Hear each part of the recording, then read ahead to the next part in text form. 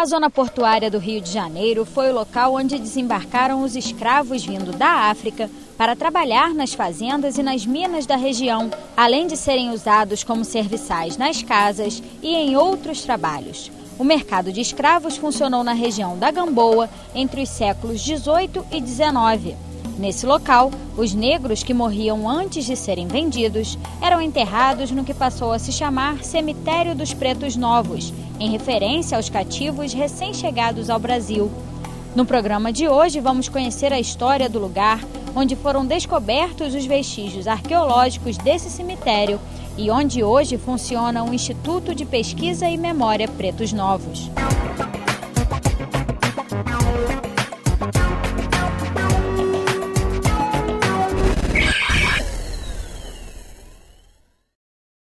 Para contar um pouco da história da região da Gamboa e de como era feito o comércio de escravos aqui na zona portuária do Rio, nós vamos conversar com o arqueólogo Reinaldo Tavares, que é um dos diretores do Instituto de Pesquisa e Memória Pretos Novos. Reinaldo, como é que acontecia esse comércio aqui nessa região? A gente sabe que a maioria dos escravos que chegaram no Rio de Janeiro chegaram por essas portas aqui da região da zona portuária e acabavam sendo vendidos aqui mesmo, né? Quando a gente fala em comércio de escravos no Rio de Janeiro, a gente não pode esquecer que todo ponto de chegada desses escravos era alfândega. Então todos chegavam na cidade do Rio de Janeiro, ali na região da Praça 15, ali eles saíam dos navios, eram alfandegados, pagavam-se as taxas em relação a eles, e esses africanos eles eram então depois encaminhados ao seu destino. Uma parte dele ia para o Recôncavo da Baía de Guanabara, outra parte ia para Niterói, né? Eles eram distribuídos ao longo da Baía de Guanabara e uma parte deles ia para o comércio varejista, na verdade, né? Um comércio retalhista, que era aqui essa região do Valongo. Então trabalhavam, diferente do que a gente tem o costume de ver, de trabalhar nas fazendas, por exemplo, existia um trabalho no próprio comércio da região. O comércio ele era um comércio especializado na venda de seres humanos. Aqui nessa região aqui, então, algumas casas foram especializadas, grandes comerciantes que a gente chama de grosso trato, né? Eles vieram para cá, para essa região, e aqui montaram um complexo esse destinado à venda de escravos. E aqui tinha o local de quarentena, que é o pequeno hospital, tinha um cemitério para aqueles que não sobreviviam a esse processo, que morriam por doenças endêmicas ou epidêmicas. Porque muitas pessoas morriam na travessia até chegar ao Brasil, muitas vezes dentro dos navios. Né? Aqueles que morriam dentro dos navios ao mar pertenciam, né? Tinham que retornar ao mar, né? Eram jogados na cidade. Fora da cidade, na verdade, dentro do próprio oceano. Você não pode esquecer que um navio ele é extremamente fechado. Né? Ele é uma célula isolada no meio do oceano. E uma morte poderia contaminar dezenas de outras pessoas. Então, ou marinheiros, ou a carga de africanos, qualquer um que estivesse doente, né, que é uma doença que pudesse contaminar todos, ele era jogado ao mar. E aqui nessa região, que a gente chama agora, por exemplo, esse local de Cemitério dos Pretos Novos, por que eles eram chamados assim? Por que esse nome Pretos Novos? Essa é uma pergunta muito interessante, porque existe uma diferença de negro e preto no contexto do século XIX. Né? Preto é todo aquele que tem a pele enegrecida, pele preta. Né? O termo negro era o termo que era privativo para o uso de escravos. Então era sinônimo de escravos. O próprio indígena, quando foi escravizado, foi chamado de negro da terra. Né? Então era comum o tratamento: você é negro de quem? Significa você é escravo de quem? E os homens que não eram escravizados, mas que tinham a pele preta, eram chamados de pretos. Então tinha a irmandade dos homens pretos, né? Quer dizer, preto significava a cor da pele, e negro significava a condição de escravo. O que estão aqui são cativos africanos, não são escravos ainda. Eles chegaram para o mercado como cativos africanos, foram vendidos na África.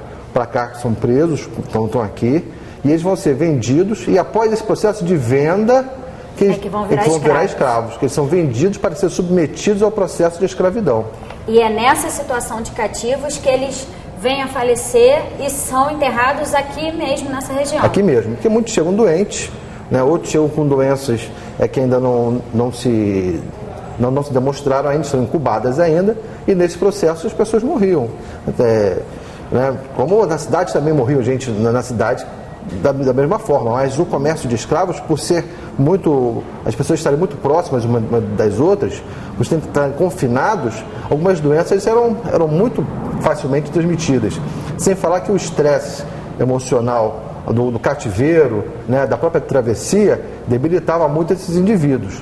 Então eles morriam de doenças que na verdade dizimavam quase todos, sarampo, né, morriam de sarampo, morriam de tuberculose, morriam de gripe, né, de diarreia, escorbuto. São doenças a saúde já estava muito debilitada, né? E qualquer doença se instalava ali e realmente era mortal para esses indivíduos. Os que sobreviveram foram vendidos no comércio. Aqueles que não, que estavam no comércio aqui, mas que morreram aqui, foram enterrados aqui nesse solo, no cemitério dos Pretos Novos. E essa região, na verdade, por muitos anos, ficou completamente deixada de lado, não se sabia exatamente o que estava embaixo desse solo, a riqueza arqueológica que existia aqui, e isso foi encontrado muito recentemente. A partir da década de 50 do século XIX, com a criação dos cemitérios públicos, esse cemitério aqui foi abandonado. E essa região já tinha sido aterrada também, né? A cidade sempre sofre aterros, né? A cidade está sempre se desenvolvendo verticalmente. Uhum. Então, no caso do Rio de Janeiro, inclusive verticalmente e horizontalmente, porque ela também aterrou a parte da Baía de Guanabara. Então, esse cemitério vão ser construídos em cima dele casas, ele vai ser loteado, né? E as pessoas vão morar aqui em cima sem ter noção do que está no subsolo. E claro que algumas gerações depois, a memória coletiva vai se apagar sobre essa região e as casas vão ser ocupadas normalmente. O que aconteceu é que em 96 um casal compra uma casa, né, e vão fazer uma reforma, uma ampliação na sua casa, né? Esse caso, o casal Guimarães, começou a fazer algumas obras, começou a ser alguns ossos. Imaginava até, inclusive, se fossem ossos de animais que morreram aqui, tal, tinha um matador aqui próximo, alguma coisa. Aí começaram a vir ossos que são notavelmente humanos.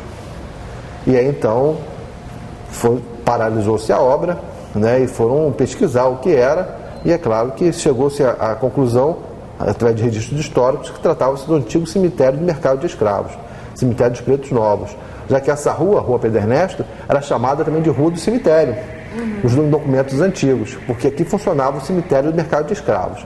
Então, graças a essa família, que não se calou, é que hoje toda essa questão de memória africana foi reavivada na região portuária do Rio de Janeiro, porque nasce de uma família, isso é muito interessante, nasce de uma família que achou os ossos e que começou a falar sobre esse cemitério. E a memória do mercado de escravos, então, ela torna-se novamente uma memória ativa na cidade. E é importante que a gente diga que agora, com essa revitalização da zona portuária, existe essa oportunidade de fazer essas escavações, de encontrar mais registros dessa época que podem estar escondidos aqui e que são peças fundamentais para a história do estado do Rio de Janeiro. Sim, você tem que levar em consideração que atrás do afrodescendente, né, lá atrás de cada afrodescendente tem um preto novo. Então, na verdade, é um patrimônio que pertence não somente à região portuária, é um patrimônio nacional.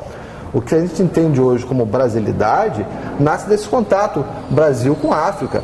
É um contato muito rico, é um contato que vai trazer para o Brasil tecnologia, ciência, já no século XVII e XIX, vai trazer culinária, vai trazer religião, fé, né? Vai trazer etnicidade, a cidade, o Brasil ganha com a chegada dos africanos aqui. É claro que temos que denunciar que essa imigração foi uma imigração forçada. Uhum. A escravidão, na verdade, você tem que denunciá-la a cada momento, porque até hoje você vê nos rincões do Brasil ainda trabalhadores submetidos ao trabalho escravo. E para que isso não se repita, para que nunca mais ocorra na humanidade, tenha a escravidão, e para que nunca mais tenhamos um cemitério destinado aos escravos, né, ou aos cativos que vão ser escravizados, é que esse memorial ele é montado. O cemitério ele era organizado pela igreja. Existem livros na Cura Metropolitana do cemitério, de cada um que foi enterrado aqui. Mas esse registro das valas com muitos corpos, que não se pode encontrar as ossadas inteiras? Por que ficou assim? Bem, esse é o processo de vala comum. A vala comum é um processo normal, que as pessoas enterravam com grande quantidade de pessoas até a metade do século XIX. Até os cemitérios, quando foram criados na cidade a partir da década de 50 do século XIX, tinham um espaço destinado a valas comuns. É completamente diferente do que se entende de cemitério hoje. Porque o cemitério hoje, por questões eu tenho que saber as doenças, tenho que saber questões sanitárias, eu tenho que saber onde está cada corpo. Mas naquele momento não tinha essa preocupação. Então as pessoas eram inumadas em valas, abriu-se uma vala grande, colocavam-se os corpos, cobria-se com um punhado de terra, colocavam-se outros corpos e assim até encher a vala. A vala estava cheia, abria-se outra e assim sucessivamente, iam fazendo o enterramento, as inumações. Tem um momento que o espaço do cemitério acaba. Então eu tenho que voltar àquela primeira vala, eu abro a vala, esvazio aquele conteúdo que ainda está em processo de putrefação ou que ainda não foi totalmente consumido, ele é incendiado, destruído ali dentro, e esse material que está ali, ele é jogado para a superfície novamente, para que eu possa reenterrar corpos. Por isso a dificuldade de achar essas as pesquisas arqueológicas, mais íntegras, até agora, a gente está trabalhando com esse contexto de vala comum, mas a gente sabe que a gente vai encontrar enterramentos primários, que alguma dessas valas, elas vão estar com corpos em posição anatômica. Só não foi descoberto ainda. Até o momento a gente não chegou nelas. A gente está só achando material destinado a essa vala comum, material que saiu dessa vala comum. O que se pode dizer em relação às características dessas ossadas que foram encontradas, até em relação a questões religiosas, traços, por exemplo, das arcadas? Existe alguma peculiaridade que foi descoberta? Existe.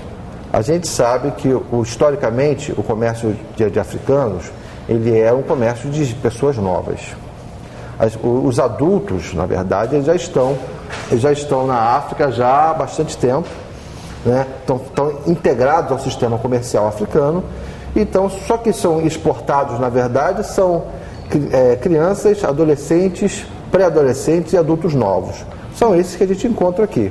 Reinaldo, e qual a importância de se preservar esse material? A gente sabe que a Prefeitura do Rio quer criar um museu da diáspora africana, mas onde é que está esse material que já foi resgatado? Como ele está sendo tratado e qual é o destino ideal dele? Bem, o material humano, ele tem que permanecer no cemitério, que é o local dele. O material humano não é artefato. Dificilmente eu não posso, o mesmo tratamento que eu dou nos cemitérios da cidade tem que ser dado a esse cemitério aqui. Então a prefeitura não pode levar para outro local esse material humano a não ser aqui, já que é o local é um cemitério, e aqui os mortos permanecem no cemitério. Agora, os artefatos que são encontrados pela cidade, na região portuária, há o projeto da prefeitura de criar um centro de memória, onde esse material vai ser exposto, vai ser catalogado, vai ser musealizado. Mas isso ainda não foi feito ainda. Mas os nossos artefatos relativos a esse cemitério, artefatos que foram encontrados a cultura material encontrada junto a esses corpos, essas permanecem aqui para que não se quebre o contexto arqueológico. Em 96, parte dessas ossadas foi encaminhado pelo IFAM ao Instituto de Arqueologia Brasileira, ao IAB. As escavações que estão sendo feitas aqui na rua, Pedro Ernesto, e que estão retirando esses ossos, fragmentos que ainda se encontram, ou parte que se encontra na rua, também vai ser limpo e vai ser encaminhado para um local de guarda a qual o IFAM vai determinar. Agora, depois desses processos, todos de catalogação, limpeza, vamos pedir a construção aqui do próprio Instituto Pretos Novos, de um local próprio para recolher esse material, já que aqui é o cemitério e já que essa memória pertence a essa coletividade.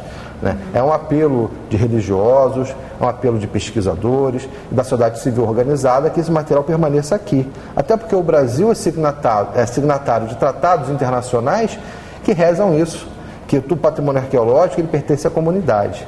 Ele não pertence ao Estado, na verdade. Apesar do Estado ser o curador dele, mas é o povo que é o detentor dessa riqueza. O tesouro, patrimônio de todos nós. De todos nós. Reinaldo, muito obrigada pela sua participação. E no próximo bloco a gente vai conversar com Mercedes Guimarães, que foi uma das compradoras dessa casa aqui e que acabou descobrindo toda essa riqueza. A gente volta já já.